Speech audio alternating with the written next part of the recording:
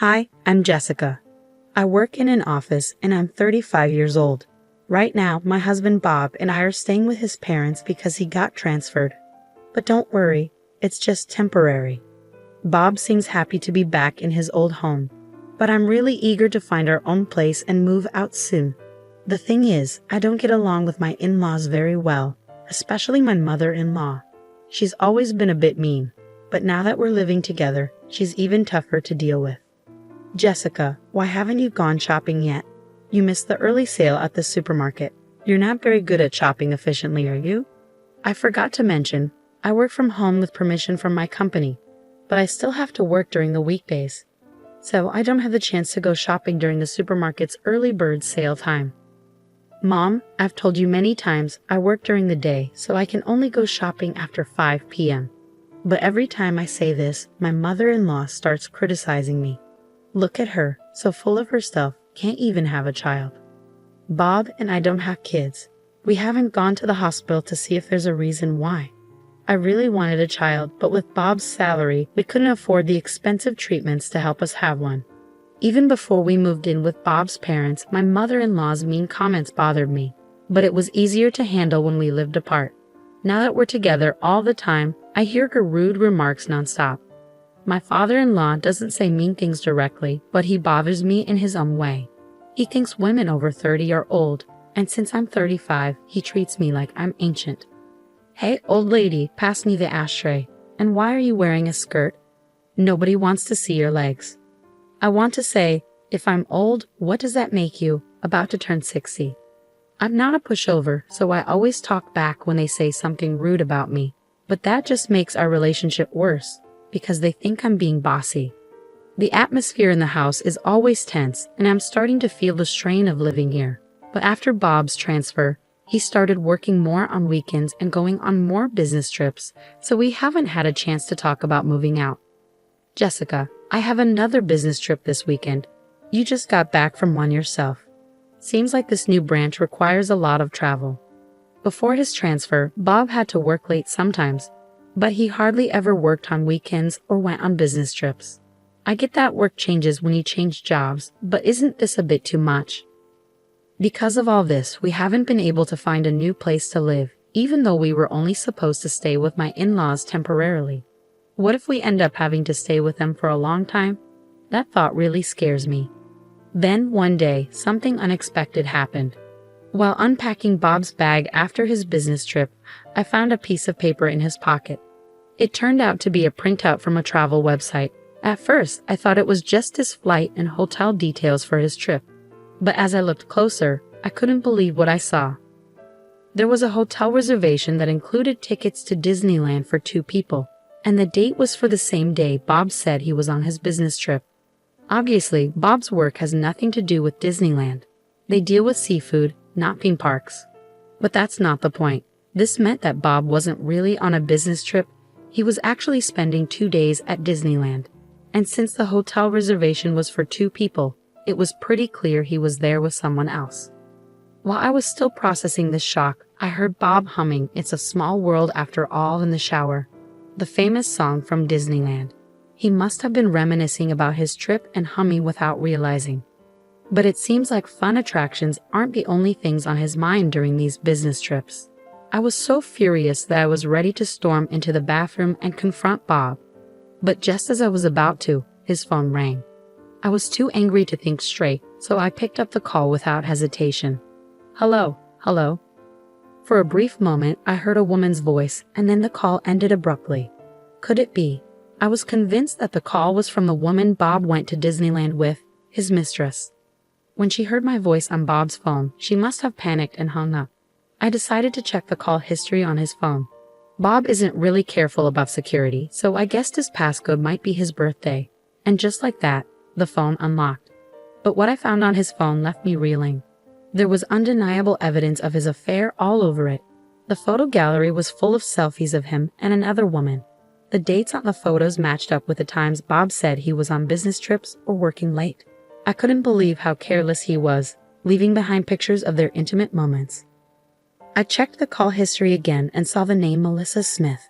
So I looked for the same name in his WhatsApp contacts and opened their chat. Bob, I love you. I want to be your wife soon. It seemed like this Melissa was hoping to marry Bob. Maybe she's the one causing trouble in our relationship. While I was thinking about this, Bob came out of the bathroom. Ah, that was refreshing, he said casually, drying his hair with a towel. Facing Bob, who was drying his hair with a towel as if nothing was wrong. I didn't waste any time. Feeling refreshed, huh? Seems like you're refreshed in more ways than one, huh? I confronted him.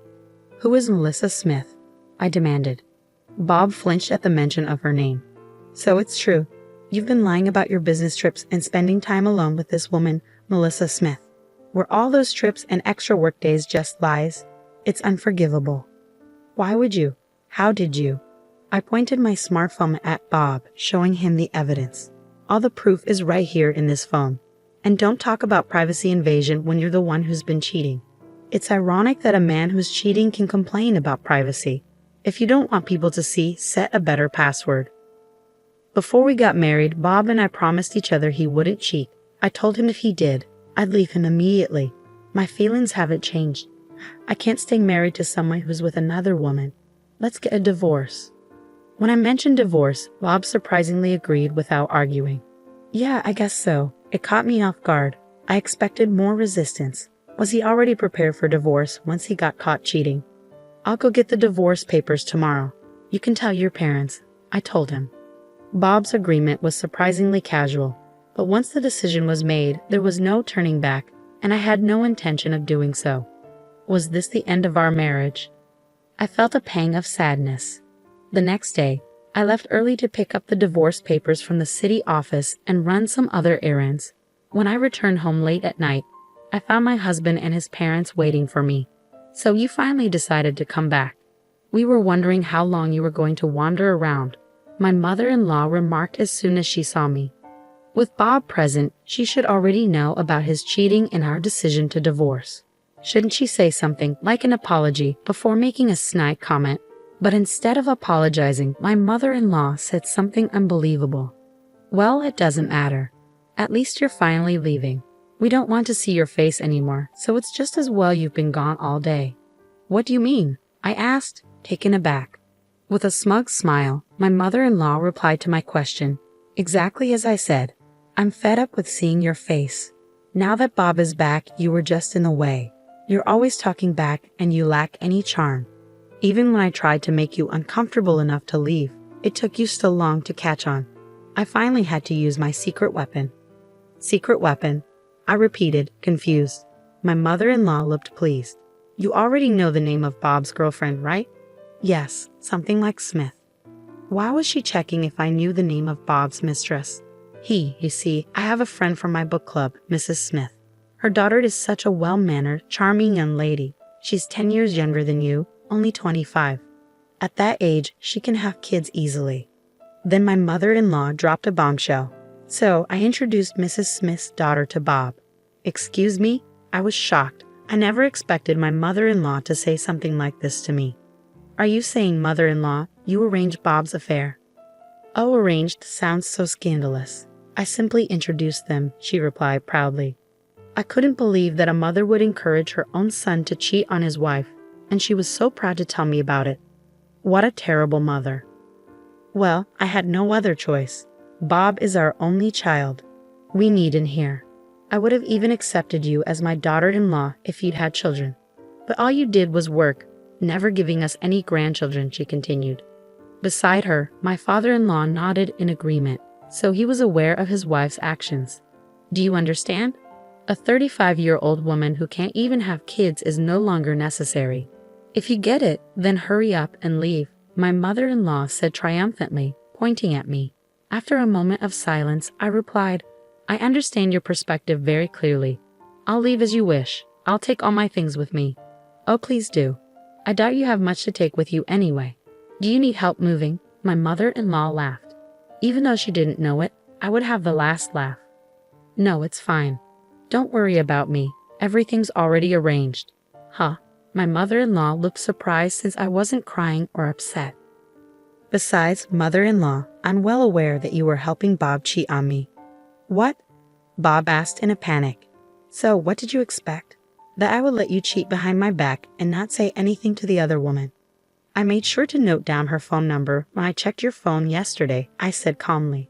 Melissa was quite surprised when I called her and said, I'm Bob's wife. I'd like to meet with you. Apparently you've been lying to her, claiming that you're single. I set the record straight. Bob, my mother-in-law, and my father-in-law were all stunned.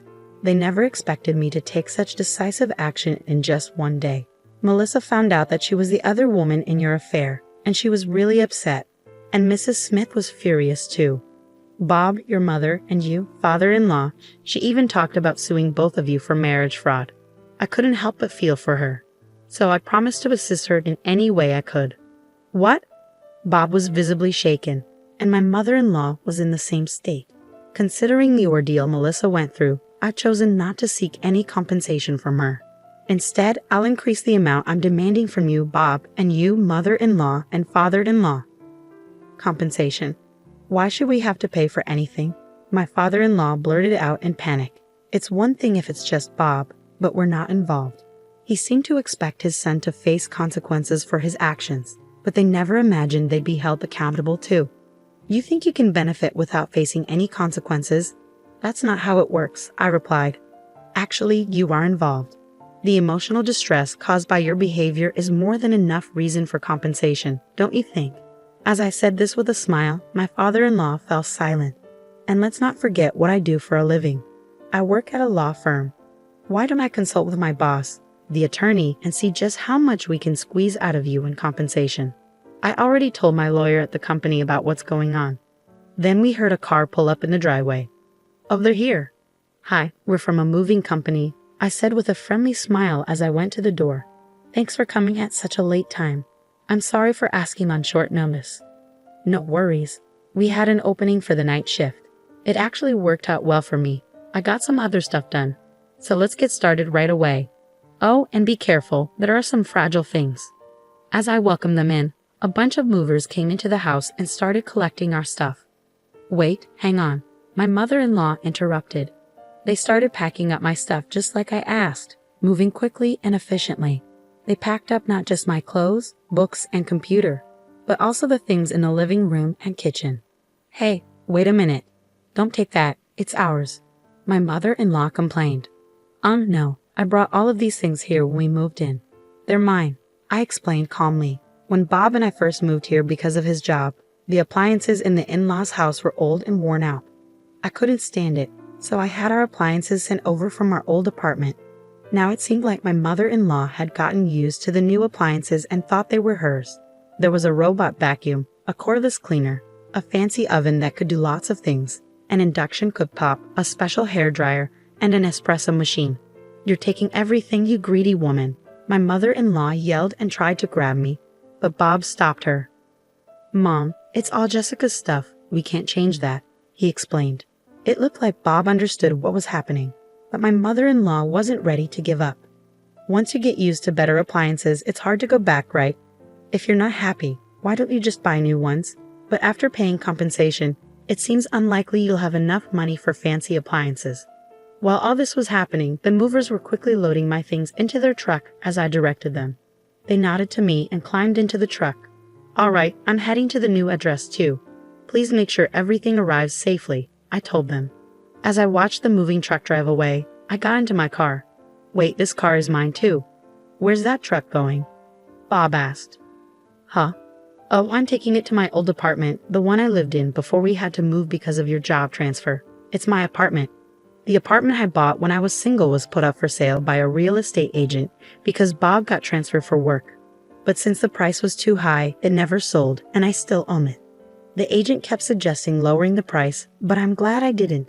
I never thought something like this would happen. As I buckled my seatbelt, I chuckled quietly, thinking that maybe, just maybe, I had a feeling deep down that this would happen. What? Bob looked confused, making a puzzled face. I set the selling price higher than the market rate on purpose so it wouldn't sell. That way, I could always go back to my apartment, I explained. Bob seemed to lose his strength upon hearing my words. You're. Feeling confident in my plan and letting my guard down, I suddenly felt a shove from my mother-in-law, who charged at me yelling. I groaned in pain as she tried to throw a cutting board at me for another attack. but then she was tackled by a black object and fell down screaming. "Ah, thank you, Blackie," I said, holding the black object, a stray cat named Blackie. I quickly got into the moving truck and rushed to my new place to get away from my mother-in-law. I don't know why Blackie the stray cat was there at that moment, but I'm sure he came to help me because he has a strong sense of justice.